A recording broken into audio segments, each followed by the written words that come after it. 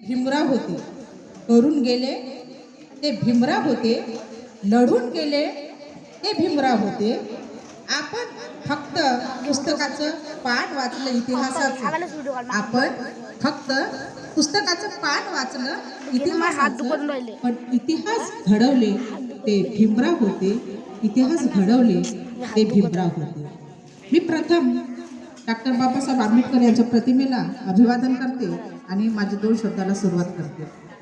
आजच्या या कार्यक्रमाच्या अध्यक्षा व्यवस्थापन समितीच्या सदस्य माननीय वैशालीताई बनसोड, त्याचप्रमाणे मंचावर उपस्थित असलेले व्यवस्थापन समितीचे सदस्य माननीय अजय भाऊ खंडाडकर, नागदेवते भाऊ, पठाणताई, आनारकरताई, त्याचप्रमाणे पडूताई,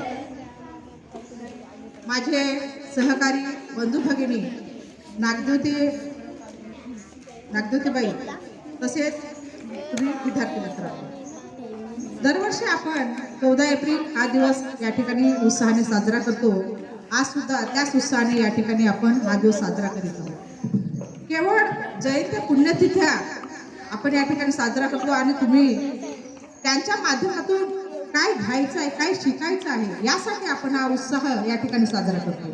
तुम्ही त्याकडे अजिबात लक्ष न देता त्यामधून त्यांचे जे महान प्रतिमा आहे, ह्या ज्या महान मानव आहेत, त्यांच्या आपण जयंत्या का साजरा करतो, का त्यांच्या पुण्यतिथ्या साजरा करतो, याकडे आपण थोडंसं लक्ष द्यायला पाहिजे. त्यांचे जे गुण आहेत ते आत्मसात आपण करायला पाहिजे. डॉक्टर बाबासाहेब आंबेडकर यांचं आतापर्यंत अनेक जणांनी सांगितलं, त्या समीक्षाने खूप सुंदर उदाहरण दिलेलं आहे.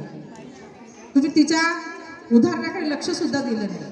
तर डॉक्टर बाबासाहेब आंबेडकर हे महान असेच झाले नाही, ते अगदी तुमच्यासारखेच होते. तुम्ही जसे लहान आहे तसेच ते होते. परत ते लहान असताना त्यांना भीमा म्हणायचे. त्यांचं नाव भीमा, त्यांच्या आईचं नाव भीमाबाईवरून त्यांचं नाव भीमा पडलं. ते लहान असताना असंच तुमच्यासारखे होते. खोडकर, खेळकर, कबड्डी खेळायचे, खो खो खेळायचे. तुम्ही जसे खेळ खेळता शाळेत, तसेच ते शाळेत सुद्धा खेळ खेळायचे, कबड्डी खो खो खेळायचे. परंतु त्यांचं शिक्षणावर खूप प्रेम होतं, अतिशय तल्लख बुद्धीचे होते. आता तुम्ही स्वतंत्र भारतात जन्मलेला आहे, तुम्हाला सर्व सुखसोयी उपलब्ध आहे, परंतु त्या परतंत्राच्या काळामध्ये अतिशय हलकीचं दिन होतं आणि हे अस्पृश्य समाजात जन्माला आलेले होते. छोट्याशा गावात, महू या अतिशय छोट्या गावात जन्माला आले होते. लहान गावात जन्माला आलेला सुद्धा मुलगा कसा महान होऊ शकते ते त्यांनी दाखवलेलं आहे. ग्रामीण भागातला विद्यार्थी शहराच्या तुलनेत कुठेही मागं नाही, हे डॉक्टर बाबासाहेब आंबेडकर यांनी दाखवलेलं आहे. त्यांचं जे बालपण आहे ते साताऱ्यात गेले. प्राथमिक शाळेत असताना त्यांना शाळेत सुद्धा खूप त्रास द्यायचे, गावातले लोक सुद्धा त्रास द्यायचे. शाळेत सुद्धा त्यांना वर्गात बसू देत नव्हते, विद्यार्थी त्यांना त्रास द्यायचे. वर्गाच्या बाहेर राहून त्यांना शिक्षण घ्यावं लागत होतं, तरी सुद्धा ते डगमगले नाही आणि ते आपल्या वडिलांना सांगायचे, बाबा हे विद्यार्थी मला त्रास देतात, बाबा हे विद्यार्थी मला असे करतात. त्यांचे वडील त्या ठिकाणी, त्यांच्या वडिलांचं नाव रामजी, ते त्या ठिकाणी यायचे, ते विद्यार्थ्यांना सांगायचे. एक दिवस वडिलांनी म्हटलं, अरे तुझ्या अनेक समस्यासाठी मी प्रत्येक पुरणार नाही, आपली समस्या आपणच लढलं पाहिजे, आपणच त्या समस्याचा मार्ग काढायला पाहिजे. त्यांना वर्गात बसू देत नव्हते विद्यार्थी. मग एक दिवस ते काय केले, दोघेही भाऊ, त्यांचा भाऊ आणि ते एक दिवस लवकर शाळेत गेले. लवकर शाळेत गेल्यानंतर वर्गाचा जो दरवाजा आहे त्या दरवाजाच्या समोर झोपले. विद्यार्थी आले, बाकीचे विद्यार्थ्यांना त्यांना वर्गात जाता येत नव्हतं, कारण का ते वर्गाच्या दरवाजावर आडवे झोपले होते आणि त्यांना स्पर्श करून त्यांच्यावरून जाण्याचे, त्यांना हात लावता येत नव्हतं, कारण का तेव्हा अस्पृश्य समाज होता. मग ते उठलेच नाही तिथून.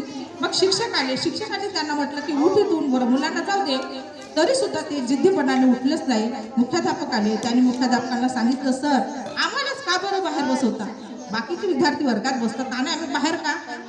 तेव्हा त्या मुख्याध्यापकाने त्यांना वर्गात बसवलं आणि तेव्हापासून ते वर्गात बसून त्यांनी शिक्षण घेतलं. अनेक समस्यांना त्यांनी तोंड दिलं. एक दिवस काय झालं तर ते एखाद्या अशा पहाडावर, डोंगरावर असे चढले होते. ते विद्यार्थी एवढे बदमाश होते की त्यांना डोंगरावरून ढकलून दिलं, तरी सुद्धा कसेबसे हाता पायाला लागलं, तरी सुद्धा ते कसेबसे घरी आले. अनेक प्रकारे त्यांनी त्या साताऱ्याची मुलं त्यांना त्रास देत होते. पण अशाही काळामध्ये जसं आपल्या काळामध्ये कोरोना आला, तशाही काळामध्ये तेव्हा महामारी आली आणि अस्पृश्य समाज होता, पण यांच्या रक्तामध्ये समाज सुधारणा नव्हती, त्यांच्या आईमध्ये समाज सुधारणा नव्हती, त्यांच्या वडिलांमध्ये समाज सुधारणा नव्हती. अशा काळामध्ये ते अस्पृश्य समाज त्यांना त्रास देत होते, तरी सुद्धा ते जेव्हा बिमार पडले, त्या बिमार पडलेल्या रुग्णांना ते दवाखान्यात त्या काळात सुद्धा नेत होते. 5-6 वर्षाचे असताना त्यांची आई मरण पावली, पण त्यांची त्या आत्यानं आईप्रमाणे, अगदी आईप्रमाणे त्यांचा सांभाळ केला. नंतर ते मुंबईमध्ये शिकायला गेले. अनेक पदव्या त्यांनी इंग्लंडमध्ये, अमेरिकामध्ये जाऊन अनेक पदव्या त्यांनी अनेक पदव्या मिळवल्या. त्या काळात सुद्धा हा अस्पृश्य समाज होता, पण तरी सुद्धा त्यांना चांगले शिक्षक लाभले. ब्राह्मण शिक्षक त्यांना लाभले होते, आंबावडेकर. त्यांचा आडनाव पहिले सकपाळ, नंतर आंबावडेकर झालं. पण आंबावडेकर हे एक शिक्षक होते, ते ब्राह्मण समाजाचे होते. तरी पण सुद्धा त्यांनी म्हटलं की तुझं भीमराव, तुझं जे आडनाव आहे ते आंबावडेकर हे थोडंसं अडगडीचं आहे, यापुढे तू का कर, माझं आडनाव लाव आंबेडकर. आणि तेव्हापासून त्यांनी आंबेडकर नाव लावलं. अशा पद्धतीनं त्यांनी अतिशय कठोर परिश्रमातून प्रत्येक अडचणीवर मात करून ते शिक्षण घेतले.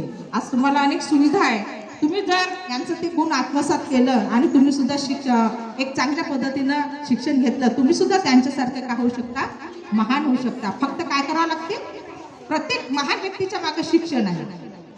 महान व्यक्ती असाच होत नाही, त्याला शिक्षणाची जोड असणं आवश्यक आहे, त्याला समाजकार्य करण्याची जोड असणं आवश्यक आहे. अनेक पदव्या त्यांनी संपादन केल्यानंतर ते भारतात आले, बॅरिस्टर बनून आले. परंतु ते व्यवसायाच्या मागे न लागता आपला जो समाज आहे, आपला जो अस्पृश्य समाज आहे, ते अस्पृश्य समाज इथं कुठंतरी पुढत आहे किंवा त्यांना काही त्या समाजाला खूप नीट समजत आहेत आणि म्हणून हे त्यांना अतिशय त्यांचं मन दुखावलं आणि आपण काहीतरी केलं पाहिजे म्हणून त्यांनी प्रयत्न केलं. त्यांनी 14 तळ्याचा सत्याग्रह केला. ते कायदे मंत्री झाले, मजूर